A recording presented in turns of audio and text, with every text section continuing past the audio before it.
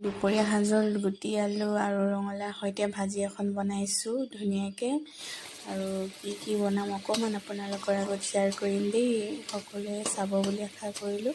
আৰু যদিহে মোৰ ভিডিঅ'টি চাই আপোনালোকৰ অকণমান হ'লেও ভাল লাগে, লাইক কমেণ্ট এণ্ড ফ'ল' কৰিবলৈ পাহৰি নাযাব। আৰু মোৰ ৰঙালাও ভাজিকণ হৈয়ে গ'ল, এতিয়া নমাই দিওঁ। লগতে মই কচু আৰু গাহৰি মাংস জ্বলা দিয়া ভাজি অকণমানো বনাম। এই কচুখিনি ধুনীয়াকৈ আগত বইল কৰি লৈছোঁ। এতিয়া মই বইল কৰা হৈয়ে গ'ল, ধুনীয়াকৈ মই উলিয়াই দিলোঁ ফুটা খৰাহীটোত। তাৰপিছতে পিঁয়াজ নহৰু দি সকলোখিনি ৰেডি কৰি মই কেৰাহীত তেল মছলা দি ধুনীয়াকৈ গাহৰি মাংসকণ ভাজিছোঁ। লগতে আদা অকণমান থেতালি দিছোঁ, তেতিয়া খাই ভাল লাগিব। আৰু বইল কৰা কচুখিনি মই এতিয়া কেৰাহীত দি দিলোঁ গাহৰি মাংসৰ ওপৰত আৰু ধুনীয়াকৈ লৰাই ভাজিছোঁ।